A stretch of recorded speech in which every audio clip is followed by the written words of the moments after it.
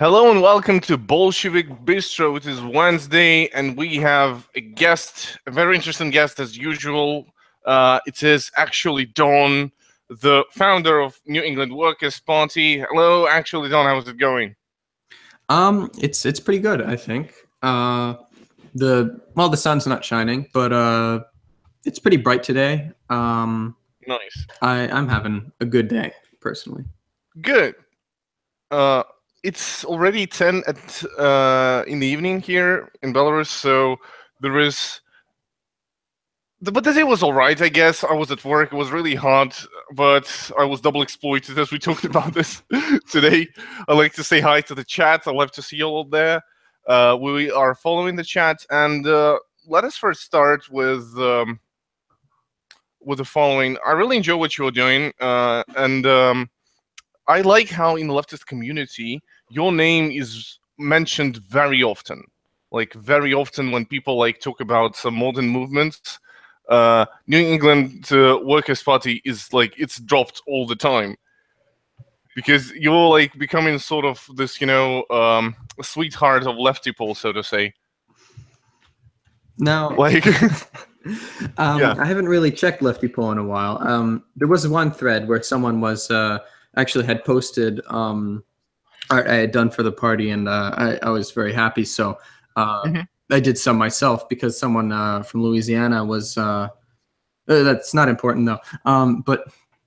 Damn it, I forgot the question. No, it wasn't the question. I was just saying that people keep name dropping you, and it's really cool because you have support for your movement even before. You have completely, even before it completely started, moving forward with all the ideas you have. And I think it is a great sign that people actually believe in the cause. And my first question to you is, what have you been up to? Let's first start with, what has you been doing with this thing? What have you been? What have been your ideas? What have been you talking about with Barbie and stuff like this? Can you shortly tell us what the New England Workers' Party is? All right. So essentially, right, the New England Workers' Party is supposed to be an organization to secure New England separate from U.S., right? Not for the purposes of just having a separate New England, right? The nationalism is really not a cause of this, so much as where Dixie would maybe want to be, which is the South, separate from U.S. because of nationalistic tendencies. I'm not sure if that's accurate, but the goal is mainly establishing first a need-based economy within New England, or at least as much as we can achieve in the current material conditions, and actual democracy in the workplace, less exploitation, where you don't come home from work feeling double exploited each day. But so it's less of an issue for us as other New England parties on Twitter. They're like, oh, why don't you come to this rally, right? Because I don't care for your cause. I don't care if New England is separate, if I'm still going to have to go to work, if I'm still going to have to suffer, right? And and I think that essentially that the way that we can achieve this, I've gone over before, is that not through petitioning U.S. as the others like to. They're like, oh, we have to work with the U.S. because unilateral secession didn't work last time. Well, I'm not so sure that's why. It's not quite the same as the South, I would say. There's many different goals and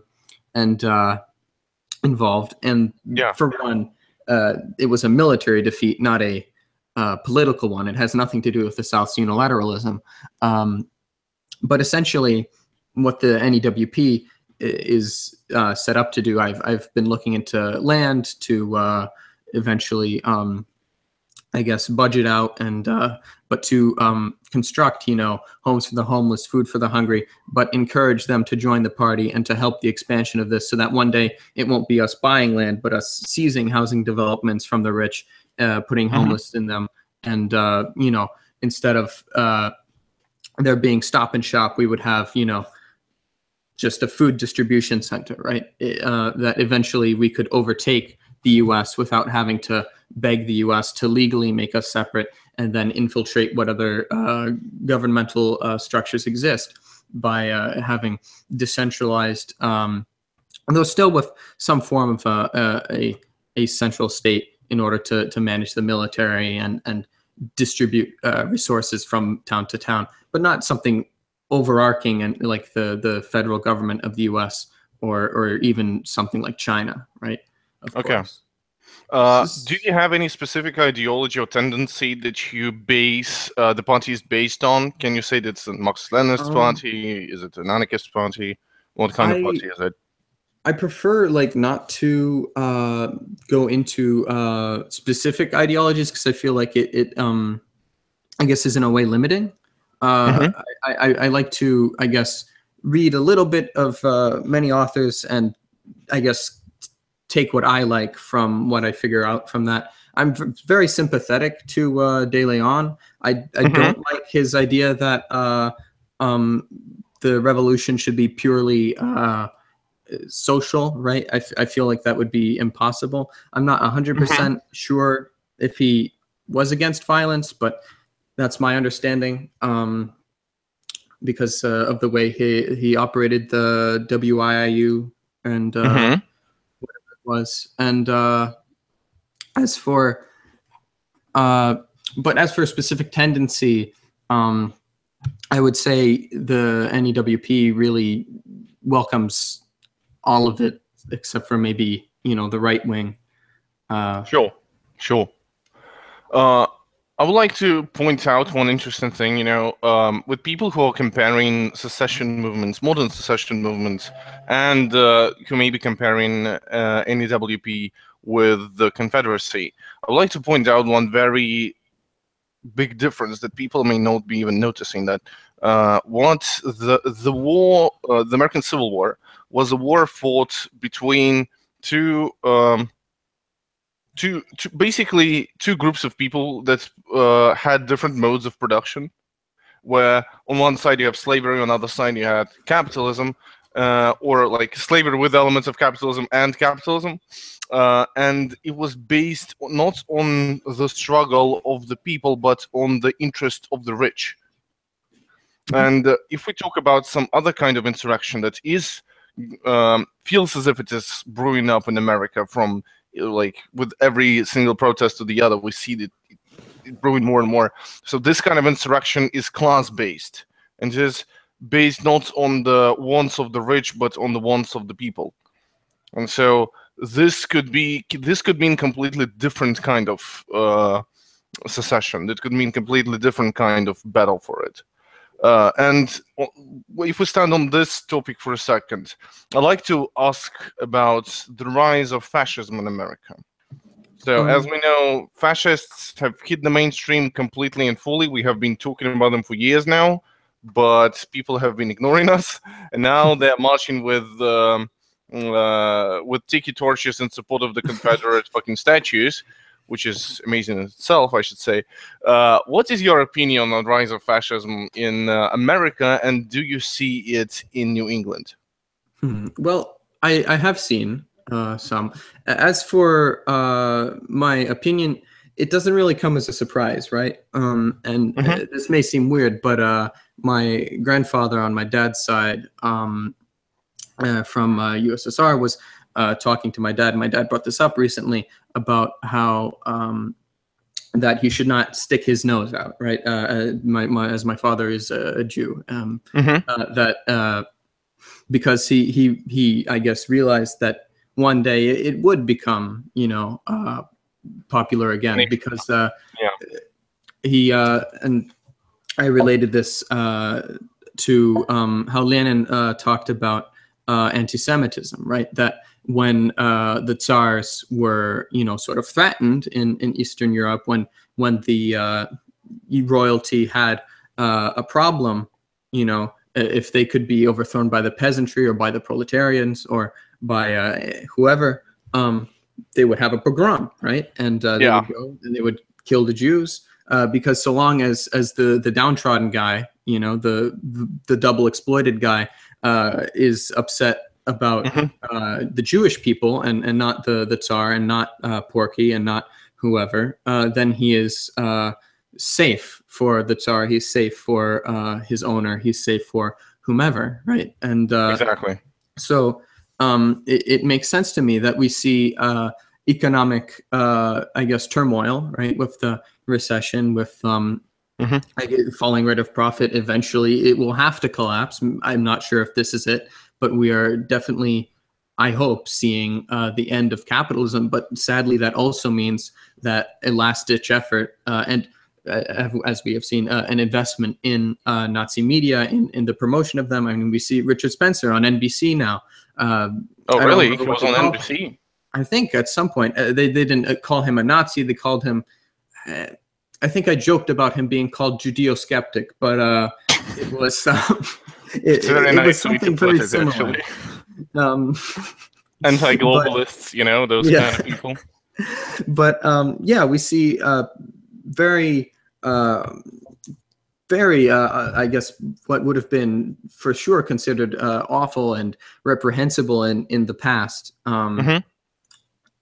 They are now welcome on TV, like David Duke talks with people, all sorts. And Milo Yiannopoulos, he's maybe not a Nazi, but he is a mouthpiece for, I guess, the hate of specific people, right? Being paid, or his, I guess, owners are paying for schools to let him speak there, right? He was not asked to speak at those schools, which I always find interesting. So what we are seeing is, I guess, the modern day pogrom, right? Where it is maybe not specifically the Jews, it is the globalists, the SJWs, whoever, right? And because we are seeing the rising threat to the rich, to the owning class. Right. Before I add to your point, I would like to say the chat. I see questions in the chat. Feel free to ask more questions. We get through with them in the second part of the stream. And I would like to say that, you know, all this talk about globalism and the globalists that are coming to get us, I remember we had a very interesting episodes of the first episodes of the book club here on Eastern Marshlands, and it was a 2-hour-long stream. It was a complete pain for people to sit through it, but we went through the whole book of Trotsky, Fascism, what it is, and how to find it. And there he clearly stated what we can see now today, and it was really uncanny. He basically said that what fascism does is, first and foremost, during the period of economic turmoil, it points to the global capital and tells the petit bourgeoisie, small and medium business owners, that look, this, like, the big guy screwed you over. He is the main enemy. This is the big business, the Wall Street. They completely screwed up the system. We should take it back for us. And then, for some reason, they start to talk about the proletariat. The workers are your enemy. So the unions and the political parties, you should strike down on them. And so, in many ways, Trotsky saw the fascist uprising, fascist revolutions, as a fight for the hearts of the small and medium business between the fascists and the communists. And it is a really interesting way to read through it, because if you look at like modern American media, alternative media, so-called, you see them always talking about like globalists, you know, and how the Wall Street, big business, and look at those elitist liberals, the swamp, you know, all of that stuff. Yeah, they have been intellectuals, people with education, because now having a higher education means you are indoctrinated into cultural Marxism. Like, we see this, and it's like, it seems funny, but then you read history books, you know, you know, like, oh no, they did exactly the same thing. And like, do you think that with all this, you know, with all this literal fascism appearing from here, like a bit of fascist thought here, a bit of fascist thought there. Do you think that what in your opinion Trump plays role in this whole thing? Because he hasn't been doing anything like positive for the economy or for anyone. Trump, I don't know, you know, I feel like he is perhaps the last I guess president, right? The last president? I'm not sure, right? Or because I don't think that he is the fascist that might replace him, and he certainly isn't. I feel like he will get the next 8 years because the Democrats are going to push Zuckerberg, or someone will push Dwayne "The Rock" Johnson. Really? You believe that? I don't believe The Rock, but I believe Zuckerberg will definitely run as a Democrat, considering where he has hired Hillary's advisor. He has been touring the nation. And people like my father are now starting to think of him in that sort of light, where, oh yeah, that Zuckerberg guy, he's, you know, political guy, you know, thinking him, and because of, I suppose, that's what Zuckerberg is aiming to do, right? To gain power, because he, as a Jew, right, and we were talking about this, would not want the fascists to kill him, right? So perhaps he wants to retain liberalism. Now, of course, that's very unrealistic for him to do, but he's in a bind because he's also rich. So he doesn't want the communists to win. So he's a literal Jewish globalist. Yes, so he's stuck, right? So he has to decide, do I maybe die? Do I for sure die? Or do I for sure die, right? Right. So he's giving it his all at this point to get into office, I think. But it's very interesting that you mentioned that, because I remember there was a speech of Zuckerberg that went viral where he was talking about the basic income, the citizen basic income, you know, this whole idea that every citizen gets some amount of cash, you know, every month. And I remember that if you look at it, he has been going around this idea. It's actually a very interesting idea to run on. He could run on this progressive platform where he's talking about free education, free healthcare, and universal basic income, which is just another attempt to solve the inherent contradictions of capitalism. Yeah. In which it can, you know, set off the like, do you think this whole idea that he has been talking about, those ideas that like the universal basic income, for healthcare and for education, can they offset the crisis of capitalism in America? I don't think that they can, right? At some point, I probably would have thought that they could, but same. Definitely now, no, because I think we have already reached the point where there's maybe no return. I don't know if that's accurate, but we're going to go another 4 years, right, with the current order. And these ideas for sure will not be implemented by then. Maybe within, you know, the next 4, maybe that could start to turn the tide a little. But I think perhaps, if anything, that would help the fascists, because this will not be able to help the country. People will have been trained to see things that attempt to reform capitalism as communist, because, I mean, that's what the rich would want them to see. And that is what is shoved in our heads in school all day. Well, not all day, just history class. But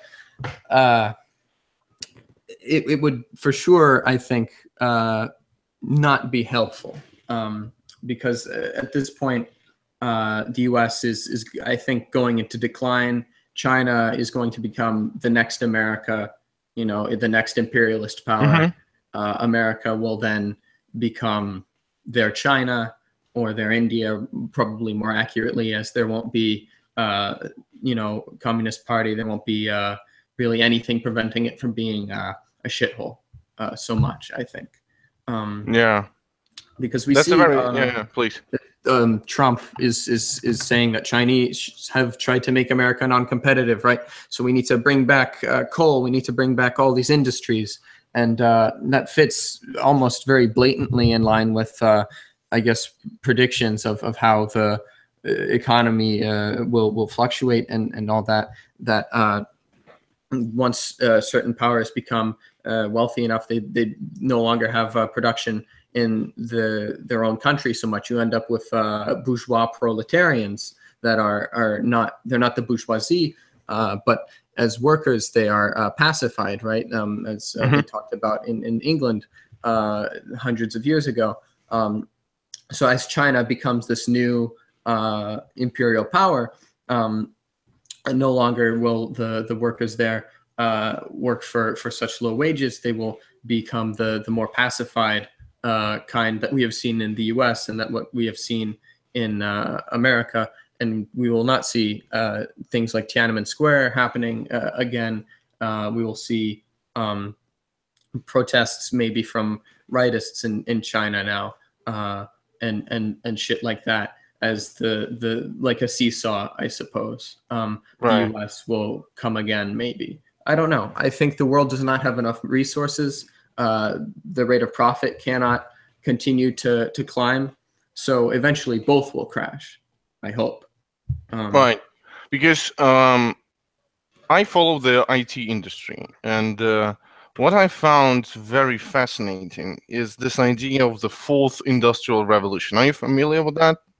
I'm not. So basically, there were like three industrial revolutions. First one was the original one, the mechanized labor. Second one was when the Ford's ideas of the assembly line. I forgot what's assembly line and mass production became a thing. The third industrial revolution is robotization of the labor and the production facilities, and the fourth industrial revolution, this is what's happening now, and it is all connected to connectivity to the big cloud computing facilities, connectivity of all those robots together into one machine, like that's like robots that talk to each other using the cloud. So all of the Internet of Things, yeah, exactly. So we are living now through the Industrial Revolution number 4. Reading through the texts that basically CIOs, chief information officers, are presenting to each other, we see that those people are really fascinated about getting on top of this wave, and you see that people are saying that it will increase the profits by 12%, or even in some cases from 12 to 50%. And we see that this whole boom is going to happen. But when I'm reading it, when I'm looking at those people like discussing how do we maximize our profits using this whole new digitalization thing, I see that after this huge boom, there will be a huge break. It will collapse, and I believe with all this, if we track the crises, and we see that they are becoming we see that they're happening more often and often in the first world, and I believe that it's all can collapse, and even if it won't result in any insurrections with successful insurrections in the first world, they most certainly will happen in the third world. Do you think, if in a situation of this economic crisis in America that could start, a huge wave, this new new Great Depression, of 21st century, that is assumed by many and perceived by socialists, we see it slowly happening with fascists appearing, we see it in politics and economy. Do you think that there is a what is your assumption? What would happen with America and maybe the world and other places? Well, I think with a crash alone, the U.S. was able to crush labor movements in the past, right? Right. But considering the world resources, right, we are not in the same planet that we were then, right? Industry has changed it significantly. I think with if the conditions were so much legitimately worse, right, with new manufacturing and whatever is brought here, perhaps rising sea levels, whatever horrible thing will come of the Earth being, I suppose, mistreated, misused, abused by, I guess, in a way, well, specifically capitalism, but I guess industry as a whole. Then perhaps people will, where it becomes that you are so poor that you can no longer afford to buy air or pay your air purifier rent or something like this, right? Yeah. As awful as it sounds, or as funny as it sounds, we are seeing in China that there's companies selling bottled air and air for your homes that is not smelly, polluted air from around Beijing and that area, and the industrial areas, right? Yeah, and so I think that perhaps I'm hoping is that people will become to the point where they really don't want to die from not having air because they can't afford it, where people don't want to live in capitalism anymore, and they will welcome really even anything to change that, right? Where they will, because the poor people don't just fight if they have something to lose, right? I mean, that's why we don't see revolution in the UK or in the US, because we have homes where we're bearing it, right? But in Russia, when food was too expensive, right, where you couldn't really buy food at all because the inflation was so high, and you were working all day in a factory, and the Tsar was living, well, like a king, of course, in his palace just over there. All you had to do was go kill him, and things would be different, right? Yeah. And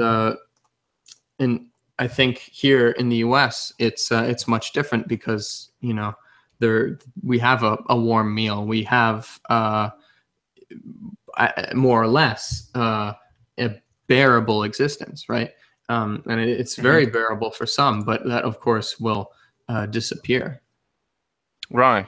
I also read somewhere a statistic that this whole idea of American dream, having some, a car for a family, like have a family of 4, have a house, like have, for example, a meal in a restaurant once a week, all this, comfort life is now estimated only 1 out of 8 Americans can afford this kind of life.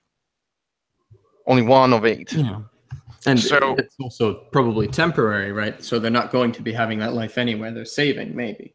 Exactly. And like, if there will be a major crush of the economy, the middle class, this whole idea, all this middle class, which is basically just the workers who have been enjoying the luxuries of the neocolonialism and extraction of resources out of the poor countries.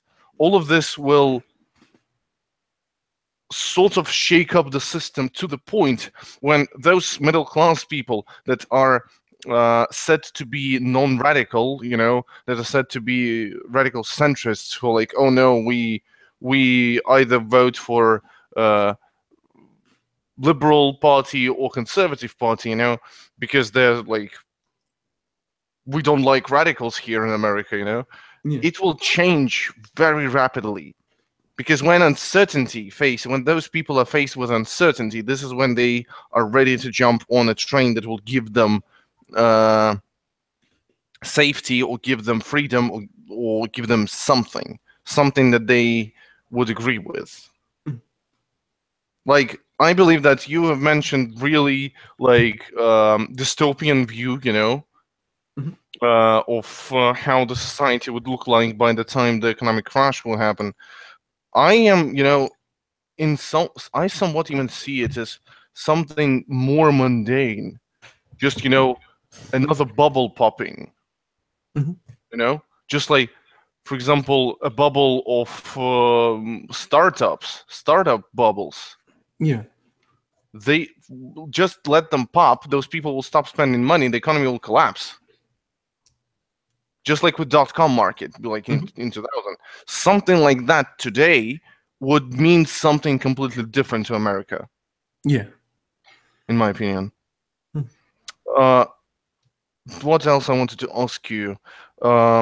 Let us for a second talk. Let us talk about New England for a second, because we see that we agreed that there are some big changes coming, and we have to act so that basically fascists wouldn't come in power. To be honest, this is like we come to the point when we again have to choose between socialism or barbarism.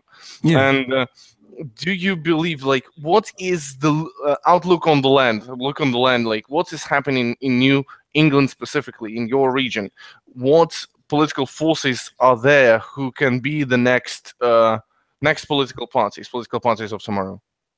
Well, it seems very bleak, right, to me, considering the what is available is essentially either we have Democratic Party, Republican Party. Of course, what is new is that there are New England secessionists. Now, the majority of these are either liberals or libertarians, right? And either of these would be, I believe, useless, right? If they got their way, they would petition the government to release New England. If that happened, New England would just become another American puppet to be extracted from, or something of the like, right? Maybe an American Hong Kong, who knows? But it would not turn out well, I think, for anyone. I mentioned earlier that I had seen, fascistic, tendencies now rising, and I mean, Boston is very nearby. There was that march which was shut down. Remember, right? Showing that violence is a deterrent, thankfully, to Nazis. Now, I don't know if that will help in the long run, but I have noticed that perhaps this is ironically, perhaps this is as les meme, but regardless, if you are satirizing something, you eventually become it. I have, in school, seen a lot of very right-wing viewpoints, whether they admit it or not, very and of course very ill-informed opinions, which I think are conducive of right-wing politics, like my SJWs, right? They're totally real, and all feminists are bad. Fuck women, am I right? And I guess stuff that is, I mean, very cringy and not very political, of course, but then you start to see who these people are subscribed to on YouTube, who they're watching at the lunch table. And this is people like Paul Joseph Watson, people like maybe not Alex Jones, but people similar people to in that, this regard, similar to that, right? Yeah. People using, I guess, their suppressed sexuality, right, to then market other ideas in there, right? Because they maybe click on a video, why won't women love you? Oh, it's because actually women like black people because they're more alpha or something. Oh, and and then you end up seeing they're then watching why modern art is bad, and then after that, which modern art, you can argue about that, but are you talking about the video of Paul Joseph Watson arguing that postmodernism sucks? Oh God. This is amazing, dude. You've touched upon a very soft spot on me, because this was the most ridiculous thing I've ever seen in my whole damn life. He literally shat on like postmodernism, and I'm like, dude, where have you been in since the fucking 50s or more like the 70s? Like, you were born in postmodernism. We are the products, our culture is products of postmodernism. It's not about communists everywhere. It's about satirizing everything and satirizing the standards. Like, my God. Yeah, everything is communism with them. Everything is communism. And thanks to this video, we had the best critique of Paul Joseph Watson ever produced. It was done by the Needle Drop, the best teeth in the game, the music critic. He made a video where he just just completely destroyed the arguments of Paul Joseph Watson. I completely recommend looking at it on his channel. Anthony Fantano, right? Yeah. Anthony Fantano, yeah, the Needle Drop. Yeah. He made the best critique of Paul Joseph Watson. Like, I've never seen anyone, even on the left, like any leftist, do that. It was funny, it was informative, it was really cool. But yeah, I agree with this notion. Like, when people are like, haha, laugh at this, laugh at that, and slowly they become reactionary. Yeah. This is like, the base is created. Like, it's not that they indoctrinated, but it's not about indoctrinating people into right-wing ideology. It's more of laying the correct ground for the reaction to grow on. Yeah. This is why I personally believe that Trump is dangerous from this standpoint, because he says what nationalists like to hear. Yeah, he Mexicans, talks about. Yeah. Oh, sorry. Yeah, he talks about those big words, he says, oh, Mexicans are taking the jobs. We should stop businesses from leaving. We will bring back industries, which is complete bullshit, sounds like fascist, fascist right-wing populism, right, thank you.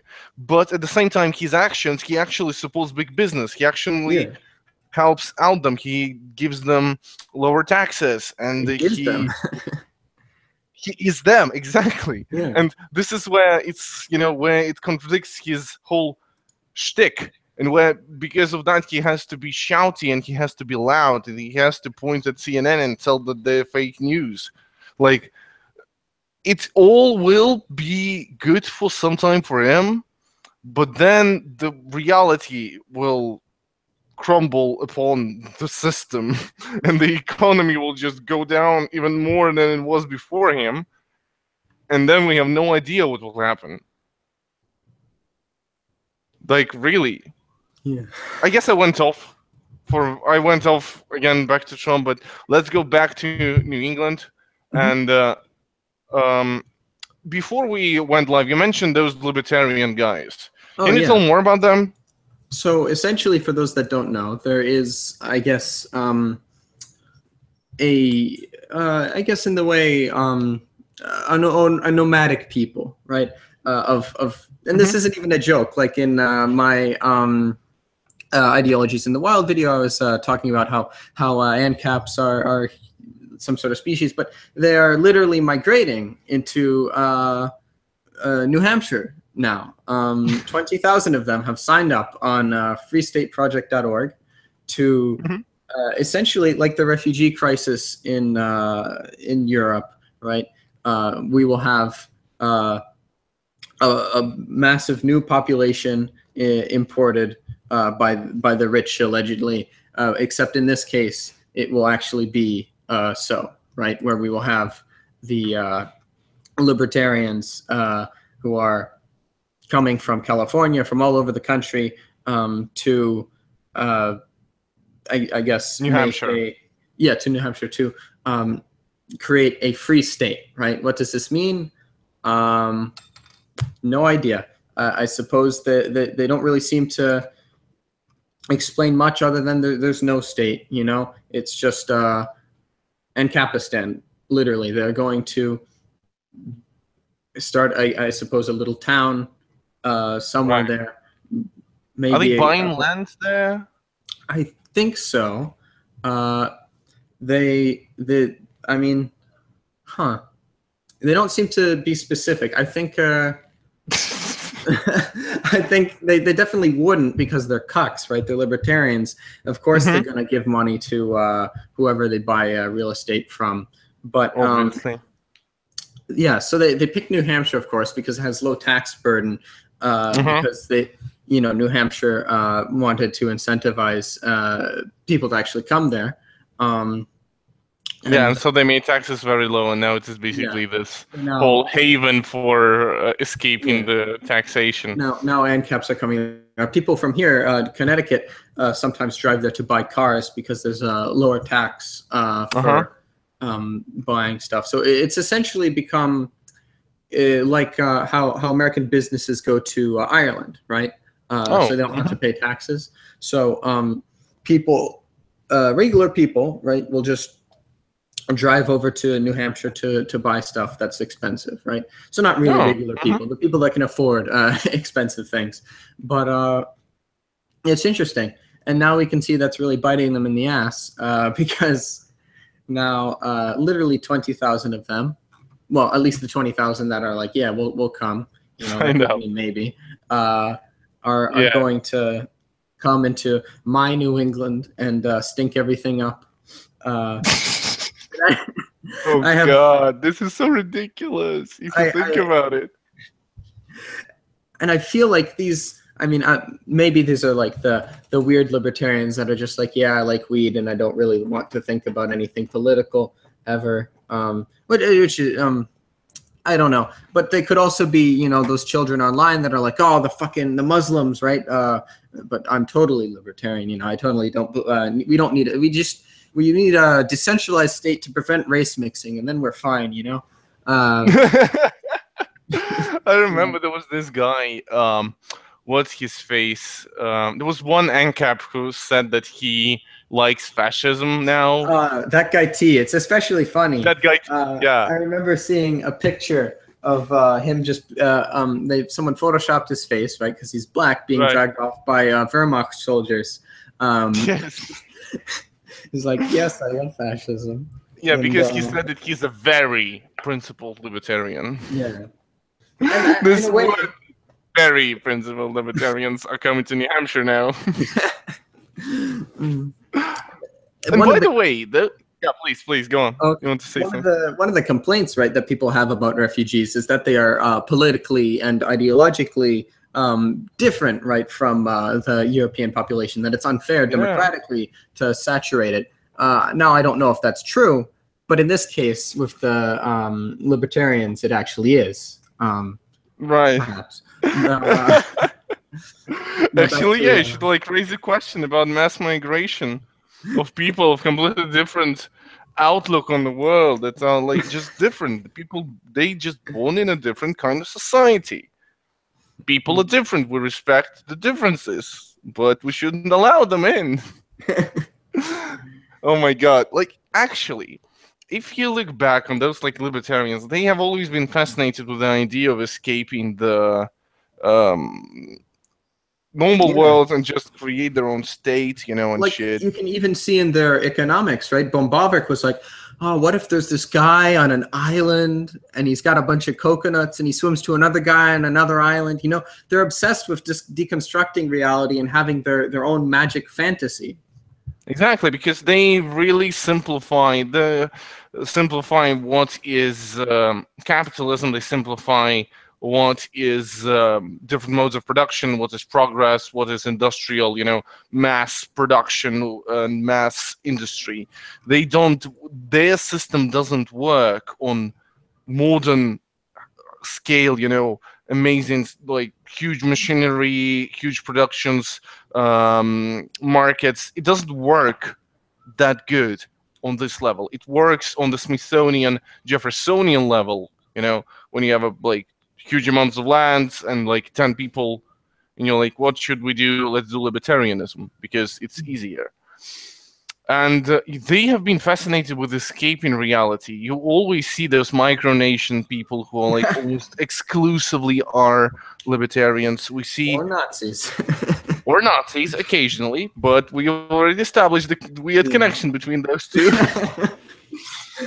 Because those centrists are like, they will do whatever they want. Like, I've made channel an extract from the book club where basically those center people are like, we are against both extremes, fascism and communism, but we will be striking down on communism because this actually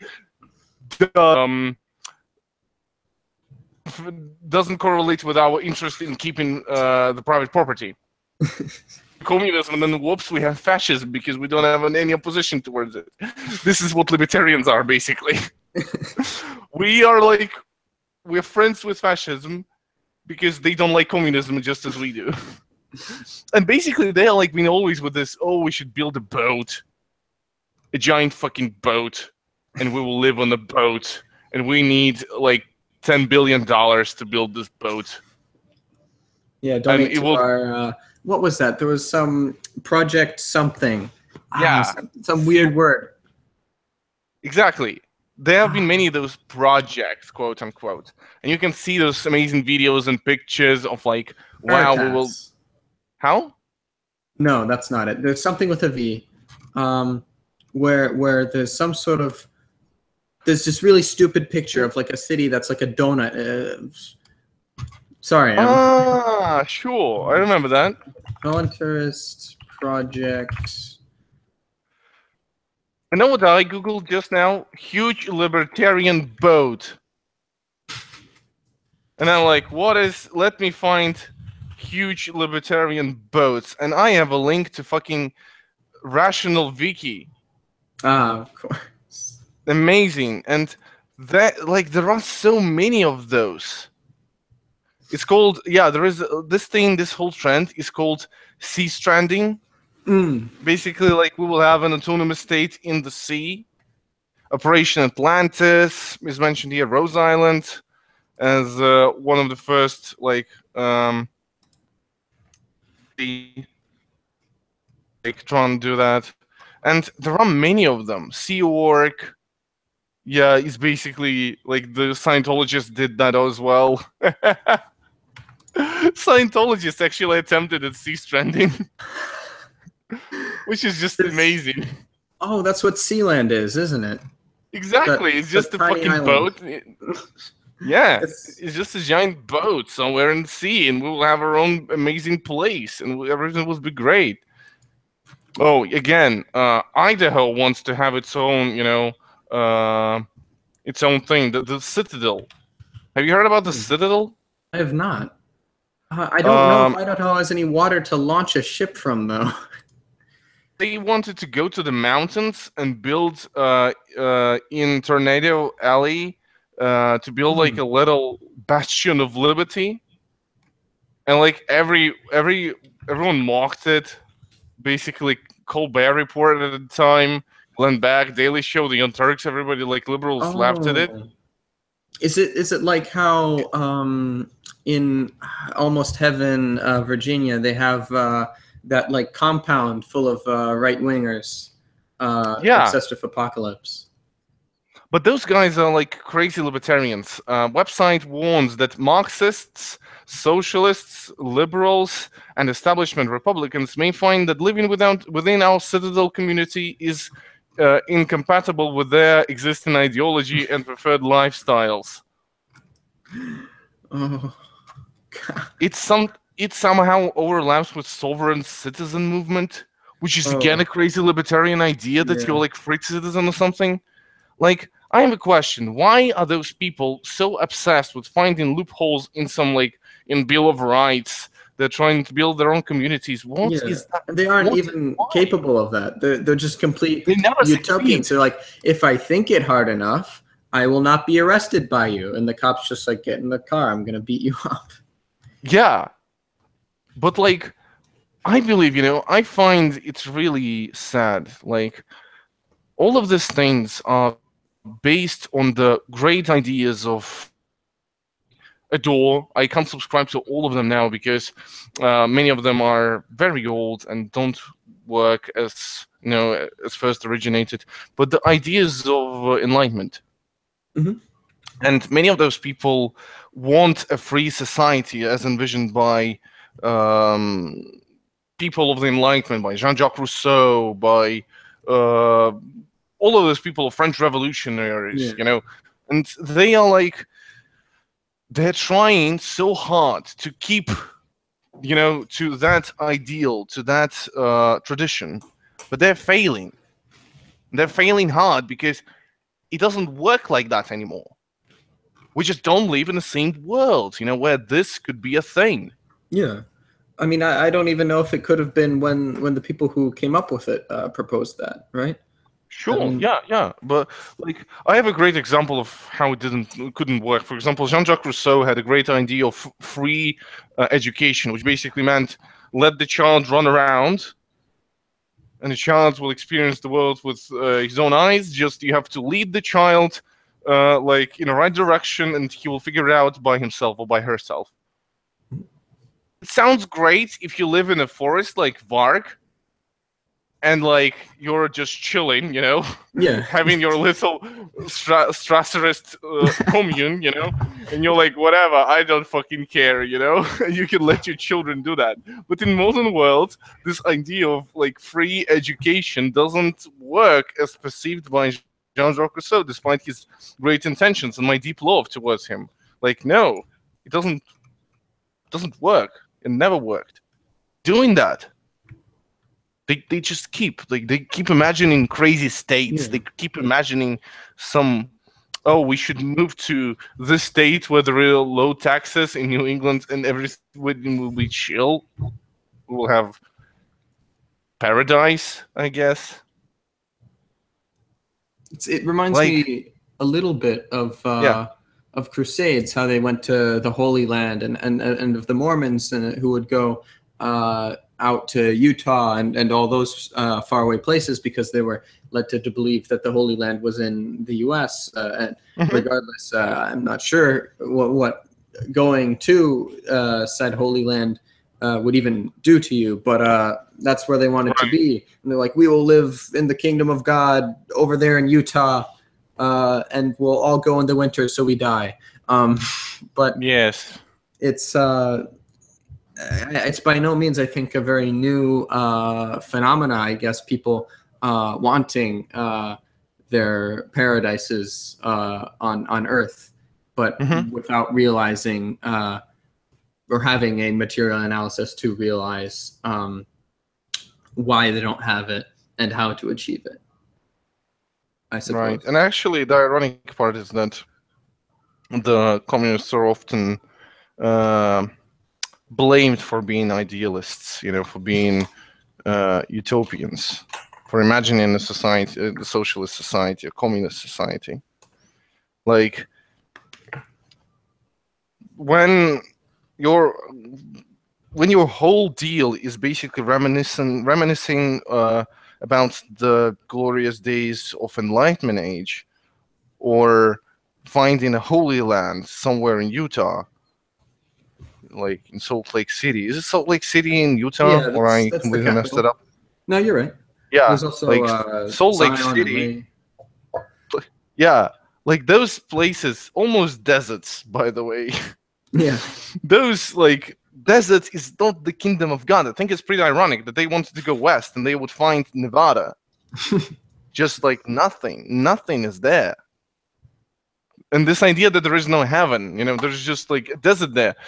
Just as that there would be no Ancapistan, there would be no amazing classical liberal Hayekian economy-based republic where there will be no corporatism.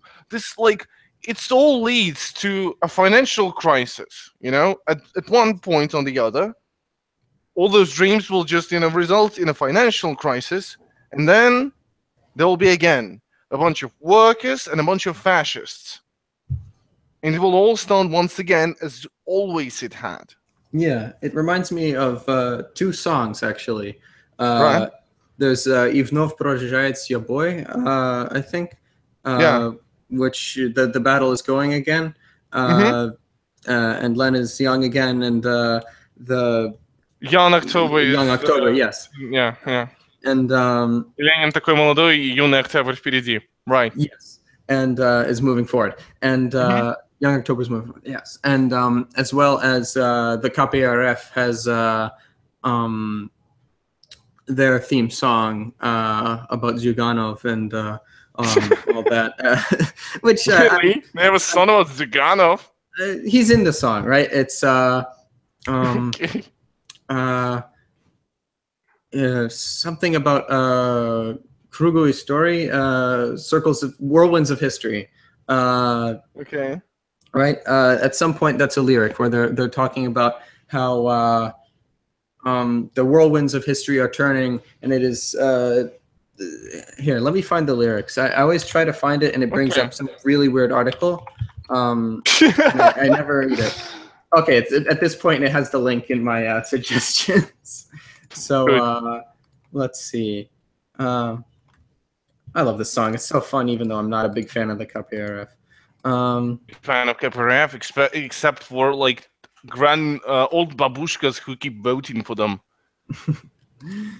Like this is their base, basically, babushkas in Russia. My aunt, she likes USSR, but I think for a while was a member of KPRF, but then she's just like, yeah, I think I'm voting Putin. I'm like, why? And because she used to play violin. She used to have such a good life, but no. Yeah. Oh no, continue. It's so amazing. If you look at the ideology of KPRF, it is one of the craziest political parties in the world. Just look at that. Communism, Marxism, Leninism, everything is chill, you know? Okay, Marxist-Leninist party. Neo-Stalinism, Communism, Soviet socialist patriotism, socialism, left-wing nationalism, egalitarianism, anti-capitalism, anti-globalization. Like, oh my God. And if you look at the Russian version, it's very, it's very, I guess, hard to, I guess, not have the patriotism go apart. I think because a lot of the people that support it really are not supporting it because of theory, but because when they were little girls or little boys in USSR, their children were not. Dying from drugs, you know, times were better then. So these are really like two blocks, like the trads that we have in the U.S., right? That I want the whole return to, you know, the little house and the white families and one car and 2 garages and exactly 2.5 kids, you know. But oh God. So you end up with people that don't have a really theoretical base, but they like the USSR better out of nostalgia. I guess I've heard that a lot. Soviet nostalgia mentioned a lot.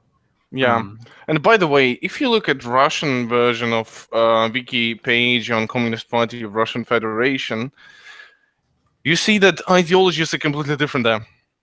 It's weird. It says here that it is a socialism of the 21st century. Was one of the ideologies, which is basically a social democracy system in South America. So like Hugo Chavez, it's like democratic socialism, sort of, you know. Communism, Marxism, Leninism, anti-capitalism, anti-fascism, which is new for some reason, and patriotism as an ideology. Like, it is weird, and it is a weird party that actually claims to be a huge supporter of really awful capitalist rule in Russia. That are basically a puppet party. I have no idea why anyone supports them still. I have no idea. Oh God! So what was this song that you were talking about with them? So the song is "Коммунистический период." I can't ever do words that start with V and then another consonant in languages other than English. Communist forward. Okay. Yeah. And so the lyric is "Когда вихрь истории вьются по кругу." So when the whirlwind of history is turning, I guess раз так сделай правильный шаг. So now is the time for us to become товарищи of comrades and friends, I guess. It is time to march? Was it time to march? Is it time to march? No. It is time to. Can you send me the link?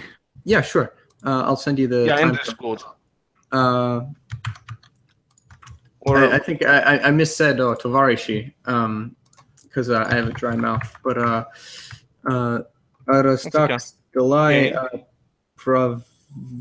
pravilny shag stan tovarishim našimi drugom. Pravilny shag means the march, sort of like correct march. Wait, well, I'll see. Let me see. Oh, so we will march as friends and comrades. I see. I see.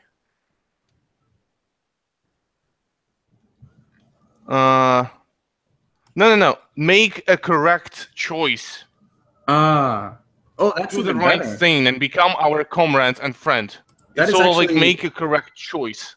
Yeah, that is even better than what I thought it was. Makes more sense. Yeah. Yeah, the choice of socialism or barbarism. Like, it's a good song if it weren't for KPRF, but yeah, it's a fucking terrible party, which is a joke and should be laughed at. You know, just on the end caps and KPRF are in the same fucking group for me. They just should be. You should point fingers at them and laugh at them, because those people are not our comrades or friends. But I completely agree with the lyric. Yeah, that we are closer and closer to the choice, where you will be choosing whether you will become our friends and comrades or not. Yeah, which is scary, but again, it is a sort of this. A logical conclusion to a cycle of capitalism. Yeah. Yeah, I guess. I've heard of people saying one thing I guess I would like to ask you about is and I think I'll be made fun of by people smarter than me for this, but with the whole I am starting to think history is in a way somewhat cyclical, right? And maybe that's just because of the music I listen to, but where we have yet again, you know, and people would say that Marx said that history is in a way linear. I mean, in a way, I would say perhaps these it could be linear and cyclical, right? As a slinky, you know, progresses down a direction. But we see these booms and crashes and yet again, we see like how we're in the 20s, how we're on this brink of socialism or barbarism again. So we've gone through another similar curve, perhaps. And I've seen, you know, people post pictures of what, yeah, mate, that seems about right to me about how history could go. And then someone always responds like, "Oh, get this shit out of here." And I'm just always confused because I've not really understood, I guess it doesn't so much matter if history is cyclical or not. But well, you know, I can answer this question. I sort of understand what you're talking about. I can tell you that we came to the same question, if I might say so, socialism or barbarism, for a very specific reason. It is because the capitalism has contradictions, as any system has contradictions that are impossible to solve because they are a part of a system. It's just like maximizing profits will result in less profits, you know? Like, it is a weird paradox that is slowly driving the whole system into the ground.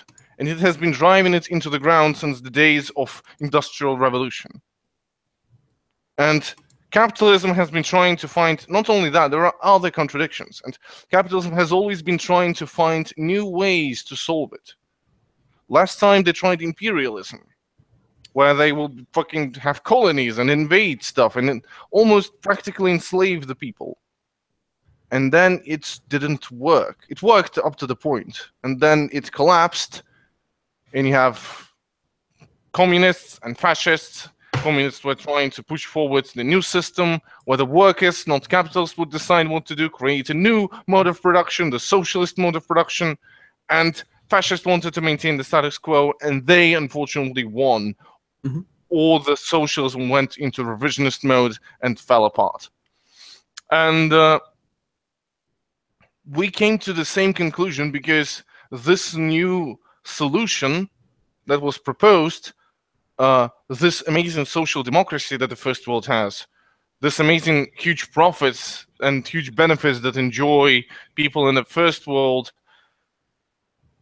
because of the neo-colonialism and neo-imperialism, this is beginning to crumble. And again, until we will find, there are actually two choices: whether we will have an insurrection and some sort of, victory of capitalism or socialism. And if capitalism wins, either we will have a completely destroyed world, which Zizek was talking about. He said that this idea that 20% of people will be okay, 80% of people on the planet will be completely devastated in a state of literal barbarism. Like in this, or we will have communism. He literally said the word communism by saying that we will be united as one, trying to solve the world's problems based on the idea of humanity rather than profits. And this is one of the things. We can do that, or we can find another way to postpone it. Like, we can introduce universal basic income, and it will work for some time until it won't. Because the problem is still there. Capitalism is impossible to solve because it was created with the same problems. Oh, and so, yes, it seems cyclical because it is the same problem. We just haven't solved it in 100 years. In 300 years, to be precise. This is my take on it. I believe we have talked for quite some time. We have spent already an hour. Before we leave, there is one question that the chat was asking. Only Bro 555 asked whether what do you think would be which part of New England do you think would be most against secession? He thinks that it could be Boston because of the capitalists there, or Maine because of the KKK base there. Yeah. Like, what do you think? Where do you think will be the main resistance? In many of these states, right, we have, in Maine, people do have shit conditions, but people also do have right-wingers. And I think that might be why there are right-wingers there. So we see in Connecticut, in the east of Connecticut, people live very shitty lives. But on the coasts, right, of Connecticut, and especially of Rhode Island, since Rhode Island is mostly coast, and including Massachusetts up till there, we have this, we call it the Golden Coast, where the capitalists that go to New York, or at least did when they were young, they own massive, beautiful houses and very expensive land, boats, all sorts of things on these coasts, right? And so I would argue that it's Rhode Island, because Rhode Island didn't have many manufacturing cities like how Connecticut's eastern area did, how other states have had, I guess, manufacturing, because trade is still happening, right? It is still creating profit, because the manufacturing, whether it's done in China or it's done here, the trade is still being done here for these rich. And Rhode Island has some very nicely maintained cities that are full of these not manufacturing, trade firms doing trade and all that there. And as well as the Golden Coast perhaps is not mostly in Rhode Island, but it is a very good portion of Rhode Island, right? Like I went on a little trip there with a friend of mine to Rhode Island, and you can see that there are a lot of American flags with the blue stripe on it instead of the Blue Lives Matter thing, and a lot of very very reactionary things. But these are the rich expressing these, and I think the KKK is people doing more direct action, right? Meaning that they have a lot more to lose, or they have a lot less to lose, so they're willing to do this, to attack blacks, whereas someone rich would not perhaps be in the KKK. So meaning that conditions in Maine, I would argue, are worse than they are in Rhode Island, and that Rhode Island is, by then, that logic, perhaps less revolutionary. Okay. But what is, in your opinion, the base of the revolution? Where is the main industrial sentence where the left can get most support? Where is your Chicago, so to say? I would say that that could very well be East Hartford, because that was formerly a manufacturing city. Currently, it is a hellhole. I plan on going there to maybe film stuff, but it is pretty scary, as there are homeless people, there are drug addicts. It is, I guess, like a dystopian sort of place, especially compared to where I live. There's a lot of farm stuff, not much really to crumble. So it's a pretty nice area here. So the going town to town, right? You'll see these. If you go from agricultural town to manufacturing town, there's a drastic change in the quality of life. And my mother, she works in a school with autistic children, and a lot of their parents are from the East Hartford.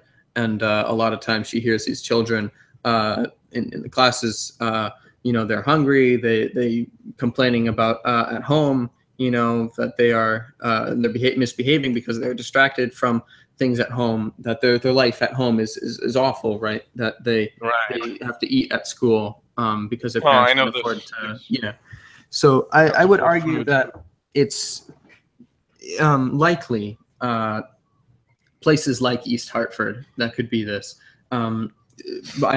Boston is a big city, but it's also very much a trade city, like New York City is, right? Right.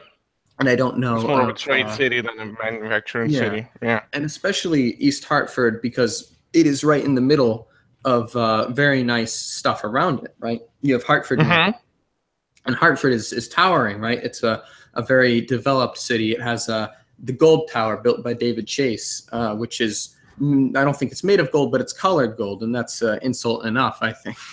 To drive a little while, see that while you are living in a shack. Not a shack, but a boarded up crappy apartment that the landlord won't fix because it's too expensive for him.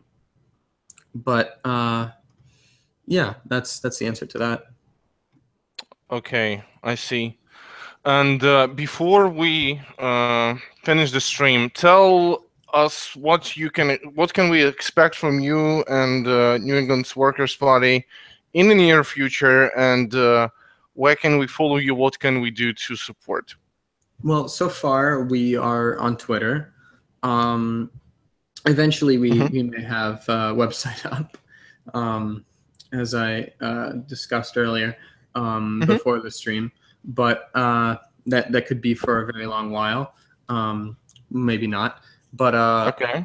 In the meantime, I would I guess just follow us on Twitter, and I guess keep the hype going if you like, and if you have local Nazis, you should probably. I'm not advocating violence, but if you can find rope, what to do.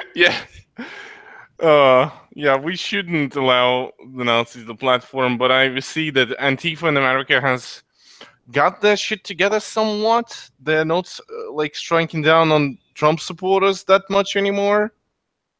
They're started to understand who is the enemy slowly. Yeah. Slowly and steadily, the realization is coming, and I'm really proud of what Antifa is doing in America now. So yeah. If they keep up the good work, we will have a chance to not allow, at least not allow fascism in America.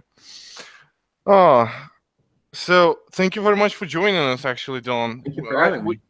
We are waiting on the Ideologies in the Wild, and we are waiting on the website. We are very excited to see you doing amazing work. Thank you for being a part of this community.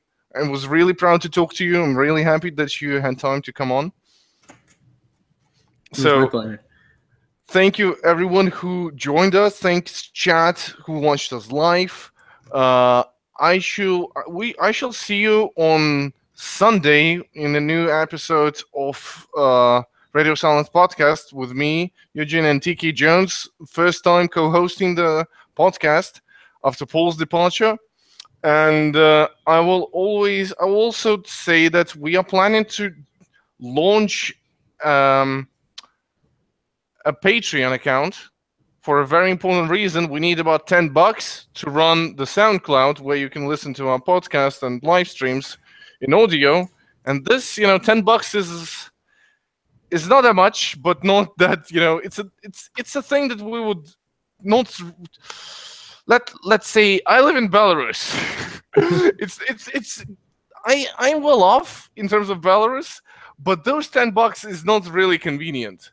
And so we will be launching the Patreon account for the sole purpose of getting this $10 so that we wouldn't spend money on the content, so that we at least went to zero. If we earn a bit, if people will donate a bit more, we'll be happy. But our task is $10 per month. And I will get more information, a separate video about that later on. And thank you, everybody, for watching and all listening on SoundCloud and iTunes. Subscribe to the YouTube, subscribe to our iTunes, SoundCloud, or any other place where you listen to your podcasts. And I will see you in the next one. Bye-bye, everyone.